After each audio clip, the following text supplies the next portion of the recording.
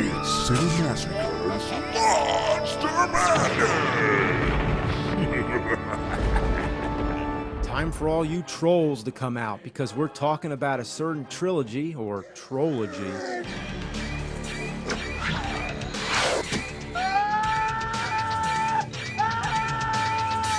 The first troll is about the Potter family who are moving into a new apartment.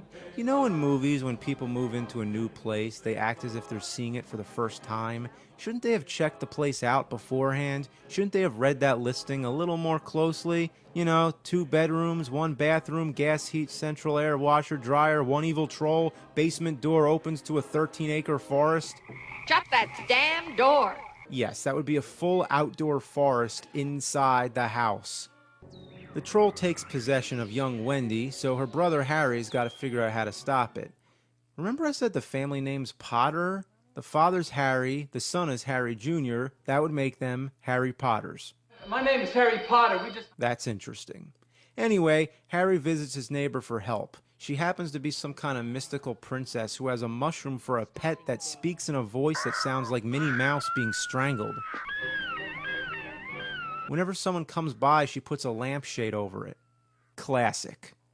Meanwhile, the troll's turning people's faces to green poop and sprouting marijuana plants all over. Julia Louis-Dreyfus appears practically naked, wrapped in pot leaves. So that's another Seinfeld star in a shitty movie. Then there's the troll song. It's such a bizarre scene, and it goes on and on.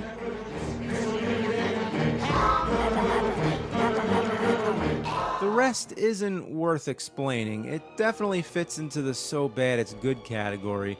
Regardless, the troll effects are well done, I think. I like the smile on the main troll's face. Look at the guy. That is the face of humor. That's the first troll movie, and if you think about it, it's the first Harry Potter movie too. It's Harry Potter here. Oh, hi! No, Potter. I mean, yeah, of course it has nothing to do with it, but it has a similar theme with magic and sorcery. You know what? Yeah, fuck it. It's the first Harry Potter movie. Spread that around. Troll 2 is a horse of another color. It's about a different family who are on vacation. Rather than picking a fun vacation spot, they pick some shitty place called Nilbog. Yeah, guess what? Nilbog is goblin spelled backwards. It's an old horror movie gag, taking words and spelling them in reverse, like Alucard and Dracula in Son of Dracula, and Red Rum and Murder in The Shining. It just so happens the whole town is inhabited by trolls in disguise as humans.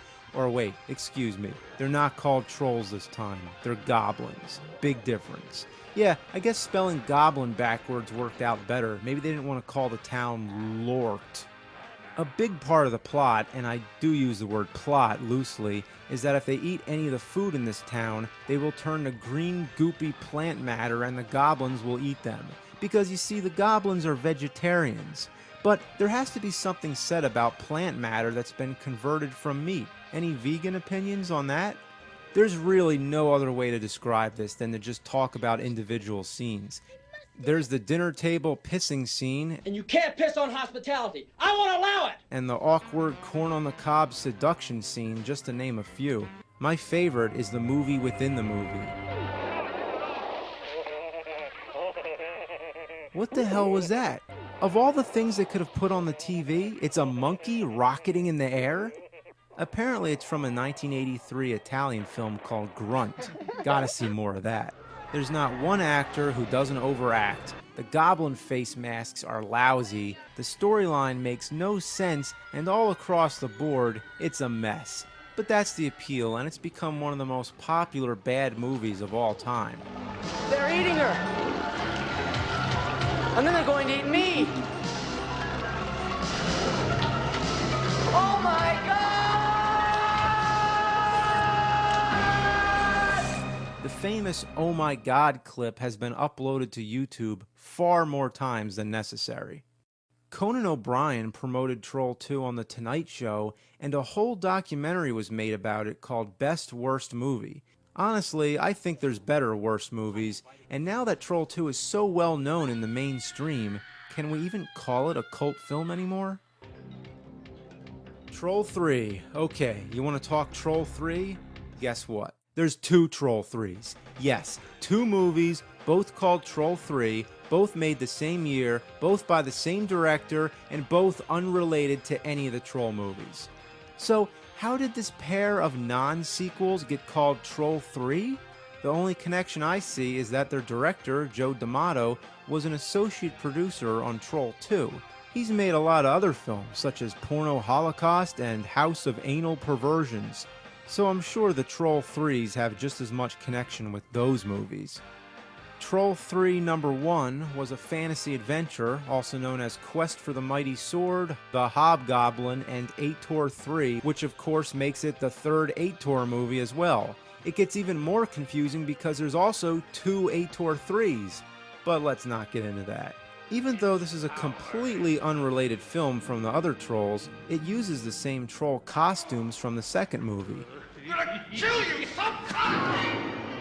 At first, I wondered if this was supposed to be a prequel, but no, it's just a different movie that happens to use the same trolls. At least it has some relation. Troll 3 number 2, on the other hand, it's about plants. No trolls. Nothing that even resembles a troll. Just plants. Of course, just to be confusing, it also has its share of alternate titles. The Crawlers, Creepers, and my favorite, Contamination Point 7. Why not call it that? It has no business being called Troll 3. It's as far removed from the series as possible. The only connection I can find is that it was originally supposed to have the cast from the original Troll, but it doesn't, so why is it sometimes called Troll 3? I don't know. Why haven't trolls ever become as popular as vampires, werewolves, and zombies? I think we have this little series to blame for fucking it up so good nobody can take the word troll seriously. Just say it, troll. You just want to bust out laughing.